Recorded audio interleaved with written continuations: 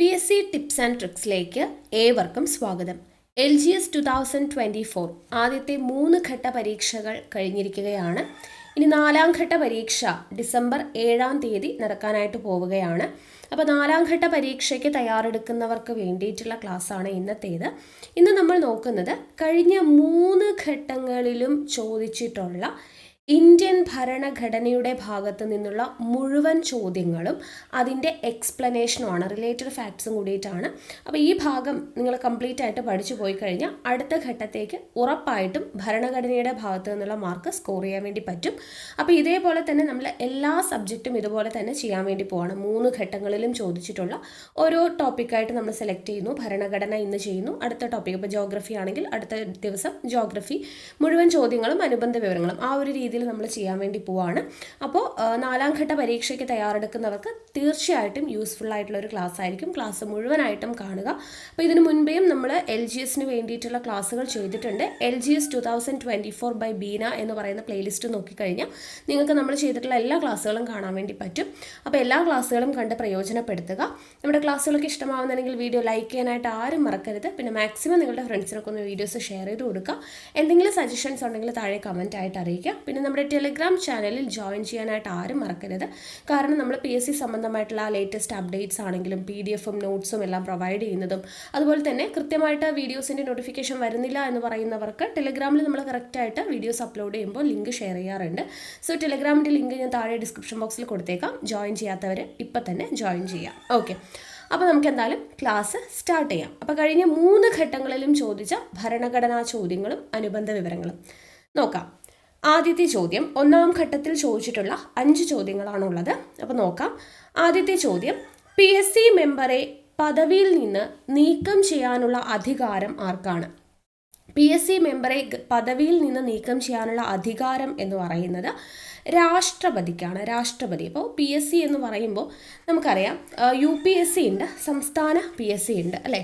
UPSC ഉണ്ട്, സംസ്ഥാന PSC ഉണ്ട്. അപ്പോൾ നമുക്കത് വേർതിരിച്ച് തന്നെ പഠിക്കാം. അപ്പോൾ UPSC അംഗങ്ങളെ നീക്കം ചെയ്യുന്നതും നിയമിക്കുന്നതും ഒക്കെ ആരാണ്? UPSC അംഗങ്ങളെ നിയമിക്കുന്നതും നീക്കം ചെയ്യുന്നതും UPSC അംഗങ്ങൾ റിപ്പോർട്ട് സമർപ്പിക്കുന്നതും ഇതെല്ലാം രാഷ്ട്രപതിക്കാണെന്ന് പഠിച്ചു വച്ചേക്കാം കേട്ടോ. UPSC അംഗങ്ങളെ നിയമിക്കുന്നത് രാഷ്ട്രപതി, നീക്കം ചെയ്യുന്നത് രാഷ്ട്രപതി, UPSC അംഗങ്ങൾ റിപ്പോർട്ട് സമർപ്പിക്കുന്നത് രാഷ്ട്രപതിക്കാണ്. UPSC അംഗങ്ങളുടെ കാലാവധിയും കൂടെ പഠിച്ചു വച്ചേക്കാം. 6 വർഷം അഥവാ 65 വയസ്സാണ്. 6 വർഷം അഥവാ 65 വയസ്സ്. ഇനി കേരള PSC അല്ലെങ്കിൽ സംസ്ഥാന PSC നമ്മൾ എടുക്കുകയാണെങ്കിൽ കേട്ടോ, സംസ്ഥാന PSC നമ്മൾ നോക്കുകയാണെങ്കിൽ അംഗങ്ങളെ നിയമിക്കുന്നത് ഗവർണറാണ്. നിയമിക്കുന്നത് ആരാ? ഗവർണർ. ഇനി നീക്കം ചെയ്യുന്നത് ആരാ? സംസ്ഥാന PSCയിലെ അംഗങ്ങളെ നീക്കം ചെയ്യുന്നത് രാഷ്ട്രപതിയാണ്. നിയമിക്കുന്നത് ഗവർണറാണ്, നീക്കം ചെയ്യുന്നത് രാഷ്ട്രപതി. ഇനി ഇവർ രാജി സമർപ്പിക്കുന്നത് ആർക്കായിരിക്കും? ഇവിടെ രാജി സമർപ്പിക്കുന്നത് രാഷ്ട്രപതിക്കായിരിക്കും.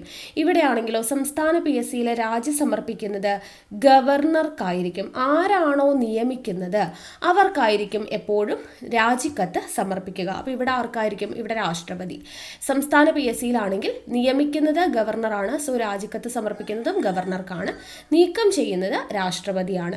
ഇനി സംസ്ഥാന PSCയിലുള്ള അംഗങ്ങളുടെ കാലാവധി ചോദിച്ചു കഴിഞ്ഞാൽ സെയിം കാലാവധി തന്നെയാണ്, 6 വർഷം 65 വയസ്സ് തന്നെയാണ്. ഇത്രയും പോയിന്റ്സ് ഓർത്തിരിക്കുക. ഓക്കെ, അടുത്ത ചോദ്യം, മൗലിക കടമകൾ ഇന്ത്യൻ ഭരണഘടന എവിടെ നിന്നാണ് കടമെടുത്തത്? മൗലിക കടമകൾ എന്ന് പറയുന്ന ആശയം കടമെടുത്തിട്ടുള്ളത് ഓപ്ഷൻ C, സോവിയറ്റ് യൂണിയന്റെ കയ്യിൽ നിന്നുമാണ്. Soviet union. അപ്പോൾ സോവിയറ്റ് യൂണിയനിൽ നിന്നും എന്തൊക്കെ കാര്യങ്ങളാണ് കടമെടുത്തിട്ടുള്ളത്? ഈ മൗലിക കടമകൾ മാത്രമല്ല, 5 ഇയർ പ്ലാൻസ്, പഞ്ചവത്സര പദ്ധതികൾ എന്ന് പറയുന്ന ആശയം കടം കൊണ്ടിട്ടുള്ളതും സോവിയറ്റ് യൂണിയന്റെ കയ്യിൽ നിന്നുമാണ്. ഇനി USA കയ്യിൽ നിന്നും കടം കൊണ്ട ആശയങ്ങളിൽ സ്ഥിരമായിട്ട് ചോദിക്കുന്ന 1-2 പോയിന്റ്സ് ആണ്. മൗലിക അവകാശം ഫണ്ടമെന്റൽ റൈറ്റ്സ് എന്ന് പറയുന്നത് കടമെടുത്തിരിക്കുന്നത് USA കയ്യിൽ നിന്നുമാണ്. അതുപോലെ തന്നെ ആമുഖം, പ്രിയാമ്പിൾ എന്ന് പറയുന്ന കോൺസെപ്റ്റ്, ആമുഖം എന്ന് പറയുന്ന ആശയം കടമെടുത്തിട്ടുള്ളത് USA കയ്യിൽ നിന്നുമാണ്. അതുപോലെ തന്നെ സ്വതന്ത്ര നീതിന്യായ വ്യവസ്ഥ, ജുഡീഷ്യൽ റിവ്യൂ, സുപ്രീം കോടതി, ഇങ്ങനെയുള്ള ആശയങ്ങളെല്ലാം കടമെടുത്തിട്ടുള്ളത് USA കയ്യിൽ നിന്നുമാണ്. ഇനി ബ്രിട്ടന്റെ കയ്യിൽ നിന്നുള്ളത് നമ്മളോട് സ്ഥിരം ചോദിക്കുന്നതാണ് ഞാൻ പറയുന്നത്. ബ്രിട്ടന്റെ കയ്യിൽ നിന്നും കടമെടുത്ത ആശയങ്ങളിൽ സ്ഥിരം ചോദിക്കുന്നതാണ് റിട്ട് എന്ന് പറയുന്ന ആശയം ബ്രിട്ടന്റെ കയ്യിൽ നിന്നുമാണ്. അതുപോലെ തന്നെ സിംഗിൾ സിറ്റിസൺഷിപ്പ്, ഏക പൗരത്വം എന്ന് പറയുന്ന ആശയം കടം കൊണ്ടിട്ടുള്ളത് ബ്രിട്ടന്റെ കയ്യിൽ നിന്നുമാണ്. അതേപോലെ തന്നെ CAG, controller and auditor general, speaker എന്നീ പദവികൾ ഇതെല്ലാം കടമെടുത്തിട്ടുള്ളത് എവിടെ നിന്നുമാണ്? ബ്രിട്ടന്റെ കയ്യിൽ നിന്നുമാണ്. പാർലമെന്ററി ജനാധിപത്യം ഒക്കെ ബ്രിട്ടന്റെ കയ്യിൽ നിന്നും കടമെടുത്തിട്ടുള്ളതാണ്. ഇനി ഫ്രാൻസിന്റെ കയ്യിൽ നിന്നും നമുക്കറിയാം എന്താണ്? സമത്വം, സാഹോദര്യം, സ്വാതന്ത്ര്യം എന്ന് പറയുന്നതെല്ലാം കടമെടുത്തിട്ടുള്ളത് ഫ്രാൻസിന്റെ കയ്യിൽ നിന്നുമാണ് എന്നുള്ളത്. പിന്നെ സ്ഥിരമായിട്ട് ചോദിക്കുന്നതാണ് അവശിഷ്ടാധികാരം. അവശിഷ്ടാധികാരം എന്ന് പറയുന്ന ആശയം കടം കൊണ്ടിട്ടുള്ളത് കാനഡയുടെ കയ്യിൽ നിന്നുമാണ്. കാനഡ. പിന്നെ ചോദിക്കുന്നതാണ് നമുക്ക് എപ്പോഴും ചോദിക്കുന്ന ലിസ്റ്റ്. അതിൽ യൂണിയൻ ലിസ്റ്റും സ്റ്റേറ്റ് ലിസ്റ്റും നമ്മൾ കടമെടുത്തിട്ടുള്ളത് ഈ പറയുന്ന കാനഡയുടെ കയ്യിൽ നിന്നുമാണ് കേട്ടോ. യൂണിയൻ ലിസ്റ്റും സ്റ്റേറ്റ് ലിസ്റ്റ് കടം കൊണ്ടിട്ടുള്ളത് കാനഡയുടെ കയ്യിൽ നിന്നുമാണ്. അതുപോലെ കൺകറന്റ് ലിസ്റ്റ് ഉണ്ടല്ലോ, കൺകറന്റ് ലിസ്റ്റ് എവിടെ നിന്നാണ് കടം കൊണ്ടിരിക്കുന്നത്? അത് ഓസ്ട്രേലിയയുടെ കയ്യിൽ നിന്നുമാണ് കൺകറന്റ് ലിസ്റ്റ് കടം കൊണ്ടിട്ടുള്ളത്. പിന്നെ സ്ഥിരം ചോദിക്കുന്നതാ മാർഗനിർദ്ദേശക തത്വങ്ങൾ നമ്മൾ കടം കൊണ്ടിട്ടുള്ളത് അയർലൻഡിന്റെ കയ്യിൽ നിന്നുമാണ് മാർഗനിർദ്ദേശക തത്വങ്ങൾ കടം കൊണ്ടിട്ടുള്ളത്. പിന്നെ ചോദിക്കുന്നതാണ് ഭരണഘടനാ ഭേദഗതി കടം കൊണ്ടിട്ടുള്ളത് എവിടെ നിന്നുമാണെന്ന് ചോദിച്ചാൽ ദക്ഷിണാഫ്രിക്കയുടെ കയ്യിൽ നിന്നുമാണ്. ദക്ഷിണാഫ്രിക്കയുടെ കയ്യിൽ നിന്നുമാണ് കടം കൊണ്ടിട്ടുള്ളത്. ഇത്രയും കാര്യങ്ങൾ ഓർത്തിരിക്കണേ. സ്ഥിരം ചോദിക്കുന്നതാണ് പറയുന്നത്. അടുത്ത ചോദ്യം, രാജ്യസഭ വൈസ് ചെയർമാൻ ആകേണ്ട പ്രായം എത്രയാണ്? രാജ്യസഭ വൈസ് ചെയർമാൻ ആകേണ്ട പ്രായം ഓപ്ഷൻ സി ആണ്, 30 വയസ്സാണ്. 30 വയസ്സ്. അപ്പോൾ തിരഞ്ഞെടുപ്പിൽ മത്സരിക്കുന്നതിനുള്ള പ്രായപരിധി എന്ന് പറയുന്നത് എത്രയാണ് എന്നുള്ളത് നമ്മൾ പഠിക്കാൻ പോവാണേ.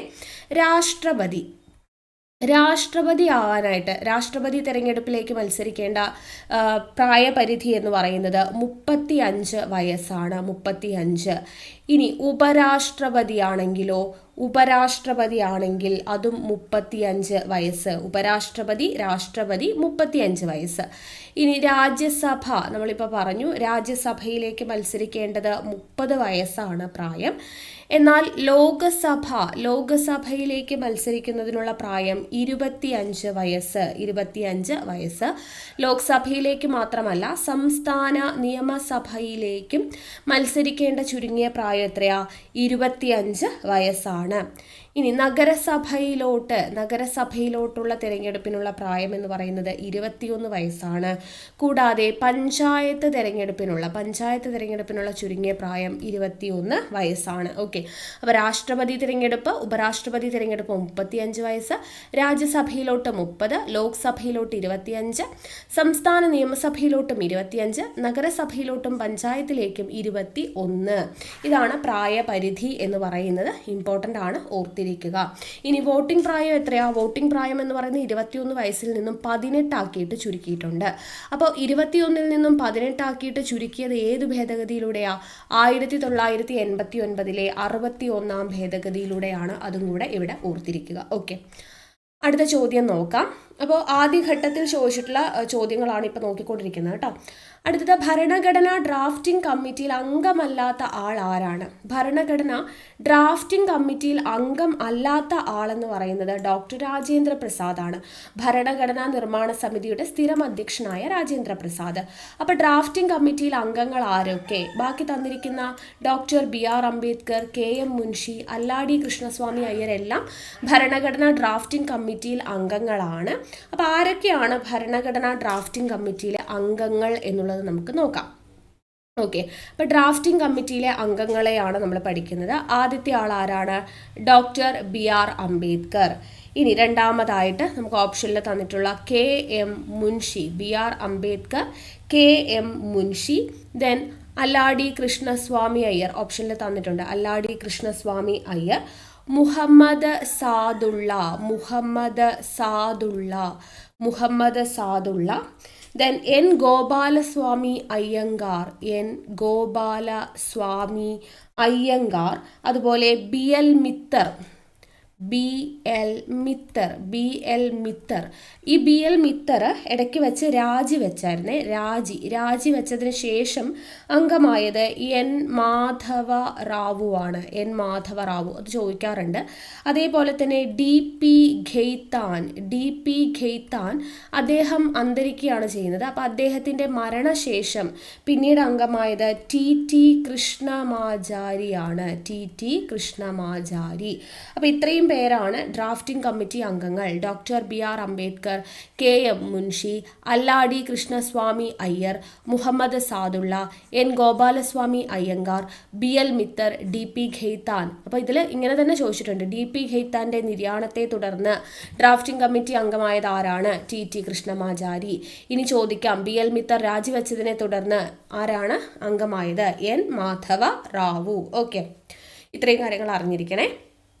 അടുത്ത ചോദ്യം, മതസ്വാതന്ത്ര്യത്തിനുള്ള വ്യക്തിയുടെ അവകാശം സംരക്ഷിക്കുന്ന ഭരണഘടനാ അനുച്ഛേദം ഏതാണ്? മതസ്വാതന്ത്ര്യത്തിനുള്ള വ്യക്തിയുടെ അവകാശം സംരക്ഷിക്കുന്ന ഭരണഘടനാ അനുച്ഛേദമാണ് option D, article 25. Article 25.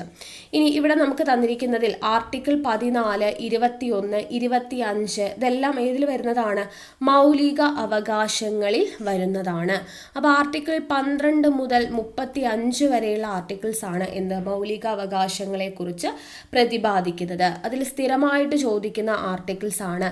Article 14 എന്ന് പറയുന്നത് എന്താണ്? നിയമത്തിന് മുന്നിൽ സമത്വം, തുല്യ സംരക്ഷണം, അതിനെക്കുറിച്ച് പറയുന്നതാണ് ആർട്ടിക്കിൾ 14. ദെൻ ആർട്ടിക്കിൾ 15 എന്താ പറയുന്നത്? ജാതി, മതം, ലിംഗം, പ്രദേശം, ജന്മസ്ഥലം ഇവയുടെ പേരിലൊന്നും വിവേചനം പാടില്ല എന്ന് പറയുന്ന ആർട്ടിക്കിളാണ് 15. ദെൻ ആർട്ടിക്കിൾ 16 എന്തിനെ കുറിച്ചാണ് പറയുന്നത്? അവസര സമത്വത്തെക്കുറിച്ച് പ്രതിപാദിക്കുന്നു. ആർട്ടിക്കിൾ 16 അവസര സമത്വം. ദെൻ 17 ചോദിക്കാറുണ്ട്. അയിത്ത നിർമ്മാർജ്ജനവുമായി ബന്ധപ്പെട്ട ആർട്ടിക്കിളാണ് ആർട്ടിക്കിൾ 17. മഹാത്മാഗാന്ധി കീ ജയ് എന്ന മുദ്രാവാക്യത്തോടു കൂടിയിട്ടുള്ള ഏതാണ് ആർട്ടിക്കിൾ എന്ന് ചോദിച്ചു കഴിഞ്ഞാൽ അത് ആർട്ടിക്കിൾ 17 ആണ്. അപ്പോൾ ആർട്ടിക്കിൾ 17 അയിത്ത നിർമ്മാർജ്ജനം, തൊട്ടുകൂടായ്മ ഇതൊക്കെ ബന്ധപ്പെട്ടിട്ടുള്ളതാണ് ആർട്ടിക്കിൾ 17. പിന്നെ ആർട്ടിക്കിൾ 18 എന്താണ്? തലക്കെട്ടുകൾ അല്ലെങ്കിൽ ബഹുമതികൾ നിർത്തലാക്കൽ, ബഹുമതികൾ നിർത്തലാക്കൽ. പിന്നെ ആർട്ടിക്കിൾ 19 പറയുന്നത് 6 മൗലിക സ്വാതന്ത്ര്യങ്ങളെ കുറിച്ചാണ്. 6 മൗലിക സ്വാതന്ത്ര്യങ്ങളെ കുറിച്ച് പറയുന്നത് ആർട്ടിക്കിൾ 19 അത് ചോദിക്കാറുണ്ട്. പിന്നെ ചോദിക്കുന്നതാണ് ആർട്ടിക്കിൾ 21 എന്താ? ജീവിക്കുന്നതിനും വ്യക്തി സ്വാതന്ത്ര്യത്തിനുമുള്ള അവകാശമാണ് ആർട്ടിക്കിൾ 21 എന്ന് പറയുന്നത്. സ്ഥിരം ചോദിക്കുന്നതാ. 21A ചോദിക്കാറുണ്ട്. 21A എന്താണ്? വിദ്യാഭ്യാസം മൗലികാവകാശമാക്കി മാറ്റിയത് അല്ലേ? അപ്പോൾ വിദ്യാഭ്യാസം മൗലികാവകാശമാക്കി മാറ്റിയത് ഏതാണ്? ആർട്ടിക്കിൾ 21A വിദ്യാഭ്യാസം മൗലികാവകാശമായി മാറ്റിയതിനെ കുറിച്ച് പറയുന്നത്. പിന്നെ വരുന്നത് 22 കരുതൽ തടങ്കലുമായി ബന്ധപ്പെട്ട ആർട്ടിക്കിളാണ് 22. പിന്നെ ആർട്ടിക്കിൾ 25 മുതൽ 28 വരെയാണ് മതസ്വാതന്ത്ര്യത്തെക്കുറിച്ച് പറയുന്നത്. ന്യൂനപക്ഷം മൈനോറിറ്റീസിനെ കുറിച്ച് പ്രതിപാദിക്കുന്ന ആർട്ടിക്കിൾ ചോദിക്കാറുണ്ട്. 29, 30 സാംസ്കാരികവും വിദ്യാഭ്യാസപരവുമായ അവകാശം, ന്യൂനപക്ഷങ്ങളുമായി ബന്ധപ്പെട്ടിട്ടുള്ള അവകാശം പറയുന്നത് 29, 30 പിന്നെ ചോദിക്കുന്ന ആർട്ടിക്കിളാണ് 32. Doctor B R Ambedkar Indian ഭരണഘടനയുടെ ഹൃദയവും ആത്മാവും എന്ന് വിശേഷിപ്പിച്ച ആർട്ടിക്കിൾ ഏതാണെന്ന് ചോദിക്കാറുണ്ട്. 32 ആർട്ടിക്കിളാണ്, ആർട്ടിക്കിൾ 32. ഇത്രയും ആർട്ടിക്കിൾസ് ആണ് സ്ഥിരമായിട്ട് ചോദിക്കുന്നത്, ഓർത്തിരിക്കുക. ഓക്കെ, അപ്പോൾ ആദ്യഘട്ടത്തിൽ ചോദിച്ച 5 ചോദ്യങ്ങളും അതിൻ്റെ റിലേറ്റഡ് പോയിന്റ്സുമാണ് നമ്മൾ പറഞ്ഞത്. ഇനി നമുക്ക് അടുത്ത രണ്ടാം ഘട്ടത്തിൽ ചോദിച്ചിട്ടുള്ള ചോദ്യങ്ങൾ നോക്കാം. ആദ്യത്തെ ചോദ്യം, ഇന്ത്യൻ ഭരണഘടന ഉറപ്പു നൽകുന്ന മൗലികാവകാശങ്ങളിൽ നിന്നും പിന്നീട് നീക്കം ചെയ്യപ്പെട്ട അവകാശം ഏതാണ്? അപ്പോൾ ഇന്ത്യൻ ഭരണഘടന ഉറപ്പു നൽകുന്ന മൗലികാവകാശങ്ങളിൽ നിന്നും നീക്കം ചെയ്യപ്പെട്ടത് ഏതാണ്? ഓപ്ഷൻ എ ആണ് സ്വത്ത് സമ്പാദനത്തിനുള്ള അവകാശം. സ്വത്ത് സമ്പാദനത്തിനുള്ള അവകാശം. അപ്പോൾ ആദ്യം എന്താണ്? 7 മൗലികാവകാശങ്ങളാണ് ഉണ്ടായിരുന്നത്. പിന്നീട് അത് എത്രയായിട്ട് മാറി? 6 മാറി. അപ്പോൾ അതിൽ നിന്ന് 1 പോയി. ഏതാ പോയത്? സ്വത്തവകാശം. സ്വത്തവകാശം മൗലികാവകാശങ്ങളുടെ പട്ടികയിൽ നിന്നും നീക്കം ചെയ്തു. ഏത് ഭേദഗതിയിലൂടെയാണ് നീക്കം ചെയ്തത്? ചോദിക്കുന്നത് 1978 44-ാം ഭേദഗതിയിലൂടെ സ്വത്തവകാശത്തെ മൗലികാവകാശങ്ങളുടെ പട്ടികയിൽ നിന്നും നീക്കം ചെയ്തു. അത് നീക്കം ചെയ്യുന്ന സമയത്തെ പ്രധാനമന്ത്രി ആരായിരുന്നു? മൊറാർജി ദേശായി ആണ് സ്വത്തവകാശത്തെ മൗലികാവകാശങ്ങളുടെ പട്ടികയിൽ നിന്നും നീക്കം ചെയ്ത പ്രധാനമന്ത്രി. നിലവിൽ സ്വത്തവകാശത്തെക്കുറിച്ച് പ്രതിപാദിക്കുന്ന ഭാഗം ചോദിച്ചാൽ 12, ആർട്ടിക്കിൾ ചോദിച്ചാൽ 300A, ഭാഗം ചോദിച്ചാൽ 12, ആർട്ടിക്കിൾ ചോദിച്ചാൽ 300Aയിലാണ് എന്നുള്ളത് ഓർത്തിരിക്കുക. സ്വത്തവകാശം നിലവിൽ എന്തവകാശമാണ്? നിയമാവകാശമാണ് എന്നുള്ളതും കൂടെ അറിഞ്ഞിരിക്കുക. ഓക്കെ, ഇനി അടുത്തത് ഇന്ത്യൻ ഭരണഘടനയിൽ ബാലവേല നിരോധിക്കുന്ന ആർട്ടിക്കിൾ. ഞാൻ നേരത്തെ പറയാൻ വിട്ടുപോയൊരു ആർട്ടിക്കിളാണ്. ബാലവേല നിരോധിക്കുന്ന ആർട്ടിക്കിൾ. ഉത്തരം എന്താ? ഓപ്ഷൻ ഡി ആണ്, ആർട്ടിക്കിൾ 24. എപ്പോഴും ചോദിക്കുന്നതാണ്. ആർട്ടിക്കിൾ 24ലാണ് ബാലവേല നിരോധിക്കുന്നത്.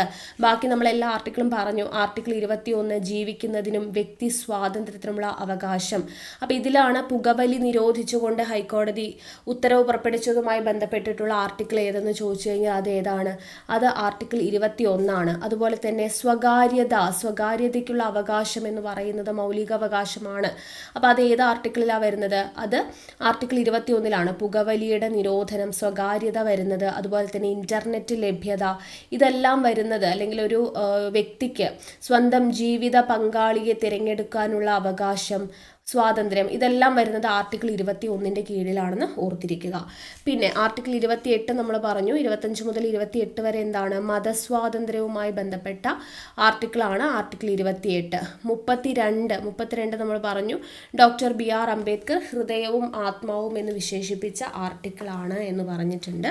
സുപ്രീം കോടതി അല്ലെ മൗലികാവകാശങ്ങളുമായി ബന്ധപ്പെടുത്തി സുപ്രീം കോടതി റിട്ട് പുറപ്പെടുവിക്കുന്നതുമായി ബന്ധപ്പെട്ടിട്ടുള്ള ആർട്ടിക്കിളാണ് ആർട്ടിക്കിൾ 32 എന്നുള്ളത് ഓർത്തിരിക്കുക.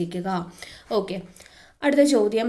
ഭരണഘടന ഉറപ്പു നൽകുന്ന മൗലികാവകാശങ്ങൾ നിഷേധിക്കപ്പെട്ടാൽ സമീപിക്കാവുന്ന കോടതി ഏതാണ്? ഏത് കോടതിയാണ് നമ്മൾ സമീപിക്കുക? ഓപ്ഷൻ സി ആണ്, സുപ്രീം കോടതിയെയും സമീപിക്കും, ഹൈക്കോടതിയെയും നമുക്ക് സമീപിക്കാം. അപ്പം മൗലികാവകാശങ്ങൾ നിഷേധിക്കപ്പെട്ടു കഴിഞ്ഞാൽ സുപ്രീം കോടതിയെയും ഹൈക്കോടതിയെയും സമീപിക്കാം. സുപ്രീം കോടതി റിട്ട് പുറപ്പെടുവിക്കുന്നത് ആർട്ടിക്കിൾ 32 പ്രകാരമാണെങ്കിൽ ഹൈക്കോടതി റിട്ട് പുറപ്പെടുവിക്കുന്നതുമായി ബന്ധപ്പെട്ട ആർട്ടിക്കിൾ 226. ഇത് രണ്ടും സ്ഥിരം ചോദ്യമാണ്, ഓർത്തിരിക്കുക. അടുത്ത ചോദ്യം. ഇന്ത്യൻ ഭരണഘടനയുടെ ആമുഖം എഴുതി തയ്യാറാക്കിയത് ആരാണ്? ഇന്ത്യൻ ഭരണഘടനയുടെ ആമുഖം എഴുതി തയ്യാറാക്കിയത് ജവഹർലാൽ നെഹ്റു ആണ്. അപ്പോൾ ഈ ആമുഖം എന്ന് പറയുന്ന ആശയം നമ്മൾ എവിടെ നിന്നാണ് കടം കൊണ്ടിരിക്കുന്നത്? USA കയ്യിൽ നിന്നുമാണ്. നമ്മൾ നേരത്തെ പറഞ്ഞു അല്ലേ, USA അമേരിക്കയുടെ കയ്യിൽ നിന്നുമാണ് ആമുഖം എന്ന് പറയുന്ന ആശയം നമ്മൾ കടം കൊണ്ടിരിക്കുന്നത്. ഈ ആമുഖത്തിൻ്റെ ശില്പി എന്നറിയപ്പെടുന്നത് ആരാണ്? ജവഹർലാൽ നെഹ്റു ആണ്. അപ്പോൾ ആദ്യം ലക്ഷ്യപ്രമേയം, ജവഹർലാൽ നെഹ്റു ലക്ഷ്യപ്രമേയമാണ് അവതരിപ്പിക്കുകയുണ്ടായത്. ഈ ലക്ഷ്യപ്രമേയം അവതരിപ്പിച്ചത് എപ്പോഴാണ്? 1946 ഡിസംബർ 13 അല്ലെ, 1946 ഡിസംബർ 13 ജവഹർലാൽ നെഹ്റു എന്ത് ചെയ്യുന്നത്? ലക്ഷ്യപ്രമേയം അവതരിപ്പിക്കുന്നത്. പിന്നീട് ഈ ലക്ഷ്യപ്രമേയം എന്ന് പറയുന്നതിനെ ആമുഖമായിട്ട് അംഗീകരിക്കുന്നത് എപ്പോഴാണ്? 1947 ജനുവരി 22 1947 ജനുവരി 22 ഇതിനെ ലക്ഷ്യപ്രമേയത്തെ ആമുഖമായിട്ട് അംഗീകരിക്കുന്നത്. ആമുഖത്തിൻ്റെ ശില്പി എന്നറിയപ്പെടുന്നത് ജവഹർലാൽ നെഹ്റു ആണെന്ന് ഓർത്തിരിക്കുക. ഇനി ഈ ആമുഖം എന്ന് പറയുന്ന ആശയം ആദ്യമായിട്ട് ഉന്നയിച്ച വ്യക്തി ആരാന്ന് ചോദിച്ചാൽ അത് BN റാവു ആണെന്ന് ഓർത്തിരിക്കുക. ആമുഖം എന്ന് പറയുന്ന ആശയം ആദ്യമായിട്ട് ഉന്നയിച്ച വ്യക്തി ആരാണ്? BN റാവു ആണ് എന്നുള്ളത് അറിഞ്ഞിരിക്കുക. ഓക്കെ, അടുത്തത്. ഇന്ത്യൻ ഭരണഘടനയുടെ അവസാനത്തെ ഭേദഗതി ചോദിച്ചിരിക്കുന്നത്. ഏതാണ് അവസാനത്തെ ഭേദഗതി? ഓപ്ഷൻ ബി ആണ്, നിയമനിർമ്മാണ സഭകളിലെ സ്ത്രീ സംവരണവുമായി ബന്ധപ്പെട്ടുള്ളത്. അപ്പോൾ സ്ത്രീ സംവരണം വനിതാ സംവരണവുമായി ബന്ധപ്പെട്ട ആർട്ടിക്കിൾ എത്രയാ? 106 ആർട്ടിക്കിളാണ് എന്നുള്ളതും കൂടെ ഓർത്തിരിക്കുക കേട്ടോ. 106. അടുത്തത്. ഇന്ത്യയുടെ ഈ വനിതാ സംവരണവുമായി ബന്ധപ്പെട്ടിട്ടുണ്ടല്ലോ, നമ്മൾ ഡീറ്റെയിൽഡ് ആയിട്ട് ക്ലാസ് എടുത്തിട്ടുണ്ട്. വനിതാ സംവരണ bill PSC tips and tricks എന്ന് പറഞ്ഞ് സെർച്ച് ചെയ്ത് കഴിഞ്ഞാൽ നിങ്ങൾക്ക് അതിൻ്റെ ഡീറ്റെയിൽഡ് ആയിട്ടുള്ള ക്ലാസ് കാണാൻ വേണ്ടി പറ്റും. ഒന്ന് കണ്ടു നോക്കുക കേട്ടോ. അടുത്ത ചോദ്യം. അപ്പോൾ ഇതാണ് രണ്ടാം ഘട്ടം ചോദിച്ചത്. ഇനി മൂന്നാം ഘട്ടത്തിൽ ചോദിച്ചിട്ടുള്ള ചോദ്യങ്ങളാണ്. ഇന്ത്യയുടെ പതാകയായി ത്രിവർണ പതാക അംഗീകരിച്ചത് ഏത് സമ്മേളനത്തിലാണ് എന്നാണ് ചോദിച്ചിരിക്കുന്നത്. ഇവിടെ ഇന്ത്യയുടെ പതാകയായി ത്രിവർണ പതാക അംഗീകരിച്ചത് ഏത് സമ്മേളനത്തിലാണ്? നമ്മുടെ PSCയുടെ ആൻസർ പ്രകാരം, പ്രൊവിഷണൽ ആൻസർ കീ പ്രകാരം ലാഹോർ സമ്മേളനം എന്നാണ് കൊടുത്തിരിക്കുന്നത്. പക്ഷേ ഇത് ഇന്ത്യയുടെ പതാകയായിട്ട് ഉയർത്തിയ സമ്മേളനം, ഇന്ത്യ പതാക ഉയർത്തിയ സമ്മേളനമാണ് ലാഹോർ സമ്മേളനം. ശരിക്കും ഇന്ത്യയുടെ പതാകയായിട്ട് ത്രിവർണ പതാക അംഗീകരിച്ചത് കറാച്ചി സമ്മേളനത്തിൽ വെച്ചിട്ടാണ്. ഓക്കെ, കറാച്ചി സമ്മേളനം.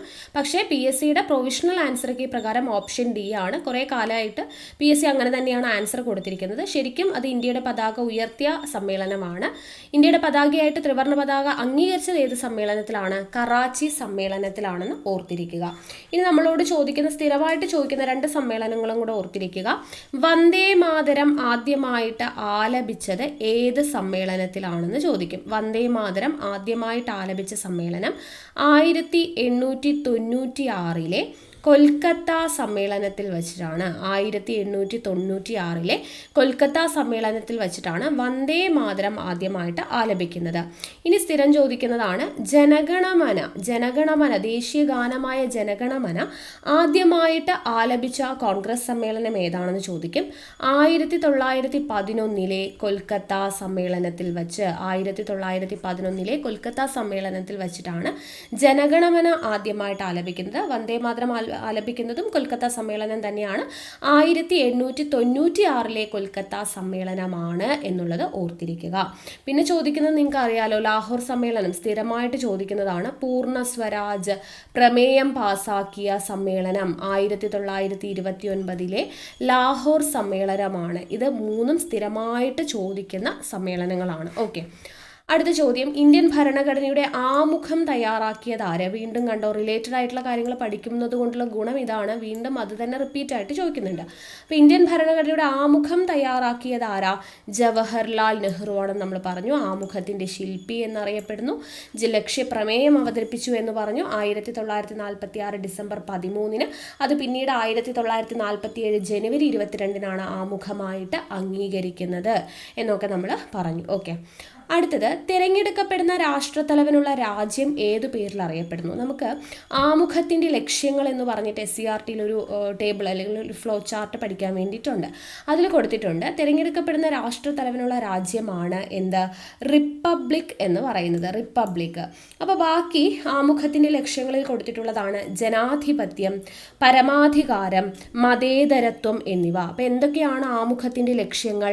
ഒന്ന്, റിപ്പബ്ലിക്. ആമുഖത്തിൻ്റെ ലക്ഷ്യങ്ങളിൽ ഒന്നാമതാണ് റിപ്പബ്ലിക്. അപ്പോൾ തിരഞ്ഞെടുക്കപ്പെടുന്ന രാഷ്ട്രത്തലവനുള്ള രാജ്യമാണ് റിപ്പബ്ലിക് എന്ന് പറഞ്ഞു. രണ്ടാമത്തേത് പരമാധികാരം. പരമാധികാരം എന്നാൽ എന്താണ്? ബാഹ്യവും ആഭ്യന്തരവുമായ കാര്യങ്ങളിൽ തീരുമാനമെടുക്കുന്നതിന് രാഷ്ട്രത്തിനുള്ള അധികാരമാണ് പരമാധികാരം. ബാഹ്യവും ആഭ്യന്തരവുമായ കാര്യങ്ങളിൽ തീരുമാനമെടുക്കുന്നതിന് രാഷ്ട്രത്തിനുള്ള അധികാരം. ഇനി മൂന്നാമത്തെ ലക്ഷ്യമാണ് ജനാധിപത്യം. എന്താണ് ജനാധിപത്യം? ജനങ്ങൾ തിരഞ്ഞെടുക്കുന്ന ജനപ്രതിനിധികളിലൂടെ ഭരണം നടക്കുന്നതാണ് ജനാധിപത്യം. ജനങ്ങൾ തിരഞ്ഞെടുക്കുന്ന ജനപ്രതിനിധികളിലൂടെ ഭരണം നടക്കുന്നതാണ് ജനാധിപത്യം. ഇനി നാലാമത്തെ ലക്ഷ്യം എന്ന് പറയുന്നത് സ്ഥിതി സമത്വമാണ്. സ്ഥിതി സമത്വം. അപ്പോൾ സ്ഥിതി സമത്വം എന്നാൽ എന്താണ്? സമൂഹത്തിലെ സാമൂഹ്യ, സാമ്പത്തിക, രാഷ്ട്രീയ അസമത്വങ്ങളെ കുറിച്ച് സാമൂഹ്യ നീതി ഉറപ്പാക്കുന്നു. സമൂഹത്തിലെ സാമൂഹ്യ, സാമ്പത്തിക, രാഷ്ട്രീയ അസമത്വങ്ങൾ കുറച്ച് സാമൂഹ്യ നീതി ഉറപ്പാക്കുന്നു എന്നുള്ളതാണ് സ്ഥിതി സമത്വം കൊണ്ട് ഉദ്ദേശിക്കുന്നത്. ഇത് ഓരോന്നും ചോദിച്ചിട്ടുണ്ട് കേട്ടോ എന്താണെന്നുള്ളത്. അടുത്തത് മതേതരത്വം. താഴെ തന്നിരിക്കുന്നവയിൽ മതേതരത്വം കൊണ്ട് ഉദ്ദേശിക്കുന്നത് എന്ത് ചോദിച്ചിട്ടുണ്ട്. എന്താണ്? രാഷ്ട്രത്തിന് ഒരു ഔദ്യോഗിക മതമില്ല എന്നതാണ് മതേതരത്വം കൊണ്ട് ഉദ്ദേശിക്കുന്നത്. രാജ്യത്തിന് ഒരു ഔദ്യോഗിക മതം ഇല്ല എന്നതാണ് ഉദ്ദേശിക്കുന്നത്. അപ്പോൾ ഇത് 5 ആമുഖത്തിൻ്റെ ലക്ഷ്യങ്ങൾ. റിപ്പബ്ലിക്, പരമാധികാരം, ജനാധിപത്യം, സ്ഥിതി സമത്വം, മതേതരത്വം എന്നിവ. അപ്പോൾ ഇത് ഓരോന്നും എന്താണ് ഉദ്ദേശിക്കുന്നത് എന്നുള്ള കാര്യം കൂടെ ഓർത്തിരിക്കണം. ഓക്കെ, അടുത്ത ചോദ്യം, ക്ഷേമരാഷ്ട്ര സങ്കല്പത്തെക്കുറിച്ച് ഇന്ത്യൻ ഭരണഘടനയിൽ എവിടെയാണ് പ്രതിപാദിച്ചിരിക്കുന്നത്? ക്ഷേമരാഷ്ട്ര സങ്കല്പത്തെക്കുറിച്ച് പ്രതിപാദിച്ചിരിക്കുന്നത് നിർദ്ദേശക തത്വങ്ങളിലാണ്. നിർദ്ദേശക തത്വങ്ങളിൽ. അപ്പൊ നിർദ്ദേശക തത്വങ്ങളെക്കുറിച്ച് പ്രതിപാദിക്കുന്ന ഭാഗം ചോദിക്കാറുണ്ട്. ഭാഗം 4. ഭാഗം 4ലാണ് നിർദ്ദേശക തത്വങ്ങളെക്കുറിച്ച് പ്രതിപാദിക്കുന്നത്. ആർട്ടിക്കിൾ ചോദിച്ചാലോ 36 മുതൽ 51 വരെയുള്ള ആർട്ടിക്കിളിലാണ് നിർദ്ദേശക തത്വങ്ങളെക്കുറിച്ച് പ്രതിപാദിക്കുന്നത്. നിർദ്ദേശക തത്വങ്ങൾ എന്ന് പറയുന്ന ആശയം നമ്മൾ കടം കൊണ്ടിരിക്കുന്നത് അയർലൻഡിൻ്റെ കയ്യിൽ നിന്നുമാണ്. അയർലൻഡിൻ്റെ കയ്യിൽ നിന്നുമാണ്. ഇനി ഗാന്ധിജിയുടെ ആശയങ്ങൾ ഉൾപ്പെടുത്തിയിരിക്കുന്നത് ഏതിലാണെന്ന് ചോദിക്കും. ഏത് ഭരണഘടനയുടെ ഏത് ഭാഗത്താണ് മഹാത്മാഗാന്ധിയുടെ ആശയങ്ങൾ ഉൾക്കൊള്ളിച്ചിരിക്കുന്നത്? ഏത് ഭാഗത്താണ്? നിർദ്ദേശക തത്വങ്ങളിലാണ് എന്നുള്ളതും കൂടെ ഓർത്തിരിക്കുക. ഓക്കെ. ഇനി ഇവിടെ മൗലികാവകാശങ്ങൾ എന്ന് പറഞ്ഞ് തന്നിട്ടുണ്ട്. മൗലികാവകാശങ്ങൾ ഏതാ ഭാഗം? ഭാഗം 3ലാണ്. ഭാഗം 3ലാണ് മൗലികാവകാശങ്ങളെക്കുറിച്ച് പ്രതിപാദിക്കുന്നത് എന്നുള്ളത് ഓർത്തിരിക്കുക. അത് എപ്പോഴും ചോദിക്കുന്നതാണ്. നേരത്തെ നമ്മൾ ചോദ്യം കണ്ടായിരുന്നു. ഓക്കെ. ഇനി അടുത്ത ചോദ്യം നോക്കാം. ഞാൻ അവിടെ കൂടുതൽ ഭാഗം പറയാത്തത് അടുത്ത ചോദ്യം അതിലോട്ടാണ് വരുന്നത്. ഇന്ത്യൻ ഭരണഘടനയുടെ മൗലികാവകാശങ്ങളുമായി ബന്ധപ്പെട്ട ശരിയായ പ്രസ്താവന. മൗലികാവകാശങ്ങളുമായി ബന്ധപ്പെട്ട ശരിയായ പ്രസ്താവന ഏതാണ്? ഭാഗം 3ൽ ഉൾപ്പെടുത്തിയിരിക്കുന്നു അല്ലേ? മൗലികാവകാശങ്ങൾ ഭാഗം 3ൽ ഉൾപ്പെടുത്തിയിരിക്കുന്നു. അപ്പോൾ ഈ ഓരോ ഭാഗങ്ങളിൽ എന്തൊക്കെ ഉൾപ്പെടുത്തിയിരിക്കുന്നു എന്നുള്ളത് ഇമ്പോർട്ടൻ്റ് ആണ്. അപ്പോൾ ഏറ്റവും പ്രധാനപ്പെട്ട PSC സ്ഥിരം ചോദിക്കുന്ന കുറച്ച് ഭാഗങ്ങൾ നമുക്ക് നോക്കാം. ഭാഗം 1 എന്തിനെ കുറിച്ചാണ് പറയുന്നത്? Union and its territory. Union and its ടെറിട്ടറിയെ കുറിച്ചാണ് എന്ത് പറയുന്നത്? ഒന്നാമത്തെ ഭാഗത്ത് പറയുന്നത്. ഭാഗം 2ൽ എന്തിനെ കുറിച്ചാണ് പറയുന്നത്? പൗരത്വത്തെക്കുറിച്ച് പ്രതിപാദിക്കുന്നു. സിറ്റിസൺഷിപ്പ്, പൗരത്വത്തെക്കുറിച്ച് പ്രതിപാദിക്കുന്നതാണ് ഭാഗം 2. ഇനി ഭാഗം 3ൽ എന്താണ്? നമ്മൾ പറഞ്ഞു മൗലികാവകാശങ്ങൾ അഥവാ ഫണ്ടമെന്റൽ റൈറ്റ്സിനെ കുറിച്ചാണ് ഭാഗം 3ൽ പ്രതിപാദിക്കുന്നത്. ഇനി ഭാഗം 4ലോ മാർഗ നിർദ്ദേശക തത്വങ്ങൾ. ഇവിടെ പറഞ്ഞില്ലേ നമ്മൾ ഭാഗം 4ൽ എന്താണ്? മാർഗ നിർദ്ദേശക തത്വങ്ങളെ കുറിച്ചാണ് പ്രതിപാദിക്കുന്നത്. ദെൻ ഭാഗം 5ല് യൂണിയനെ കുറിച്ചാണ് പ്രതിപാദിക്കുന്നത്. യൂണിയനെ കുറിച്ച് പ്രതിപാദിക്കുന്നത് ഭാഗം 5ലാണ്. പിന്നെ ചോദിക്കുന്നതാണ് ഭാഗം 9 പഞ്ചായത്തിനെ കുറിച്ച് പ്രതിപാദിക്കുന്നത് ഭാഗം 9ലും. 9A മുനിസിപ്പാലിറ്റിയെ കുറിച്ച് പ്രതിപാദിക്കുന്ന ഭാഗം 9A. 9ൽ പഞ്ചായത്തും 9Aയിൽ മുനിസിപ്പാലിറ്റിയുമാണ്. പിന്നെ ചോദിക്കുന്നതാണ് ഭാഗം 20 എന്തിനെക്കുറിച്ചാ? ഭേദഗതികൾ, അമെൻമെന്റ്സിനെ കുറിച്ച് പ്രതിപാദിക്കുന്ന ഭാഗം എത്രയാണെന്ന് ചോദിക്കും. ഭാഗം 20 എന്നുള്ളത് ഓർത്തിരിക്കുക. സ്ഥിരം ചോദിക്കുന്നതാണ്. ഭാഗം 2 പൗരത്വം, ഭാഗം 3 ഫണ്ടമെന്റൽ റൈറ്റ്സ്, ഭാഗം 4 മാർഗനിർദ്ദേശക തത്വങ്ങൾ, ഭാഗം 5 യൂണിയൻ, ഭാഗം 9 പഞ്ചായത്ത്, 9A മുനിസിപ്പാലിറ്റി, ഭാഗം 20 ഭേദഗതികൾ എന്നുള്ളത്. ഓക്കെ അല്ലേ? യെസ്. അടുത്ത ചോദ്യം, ഇന്ത്യൻ ഭരണഘടനയുടെ അനുച്ഛേദം 21A എന്തിനുള്ള അവകാശമാണ് ഉറപ്പ് നൽകുന്നത്? 21A എന്ന് പറയുന്നത് നമ്മൾ പറഞ്ഞു വിദ്യാഭ്യാസത്തിനുള്ള അവകാശം, അത് ഉറപ്പ് നൽകുന്ന ആർട്ടിക്കിളാണ് 21A എന്ന് പറയുന്നത്. അപ്പോൾ ഈ 21A കൂട്ടിച്ചേർത്ത ഭേദഗതി ഏതാണെന്ന് ചോദിക്കാറുണ്ട്. 86ാം ഭേദഗതിയാണ്. 2002-ലെ 86ാം ഭേദഗതിയിലൂടെയാണ് വിദ്യാഭ്യാസ മൗലികാവകാശമായിട്ട് കൂട്ടിച്ചേർത്തത്. ആർട്ടിക്കിൾ 21A എന്ന് പറയുന്നത്. ഓക്കെ അല്ലേ? അപ്പോൾ ഇത്രയും ചോദ്യങ്ങളാണ് 3 ഘട്ടങ്ങളിലായിട്ട് ചോദിച്ചിട്ടുള്ള ഇന്ത്യൻ ഭരണഘടനയുടെ ഭാഗത്തു നിന്നുള്ള ചോദ്യങ്ങൾ. അപ്പോൾ ഇത് ക്ലിയർ ആയി എന്ന് വിശ്വസിക്കുന്നു. അപ്പോൾ ഇതുപോലെ നമ്മൾ ഓരോ ടോപ്പിക്കായിട്ട് ചെയ്യുന്നതായിരിക്കും. അപ്പോൾ മാക്സിമം ക്ലാസ്സുകൾ കണ്ട് പ്രയോജനപ്പെടുത്തുക. വീണ്ടും നല്ലൊരു ക്ലാസ്സുമായിട്ട് കാണാം. Thank you.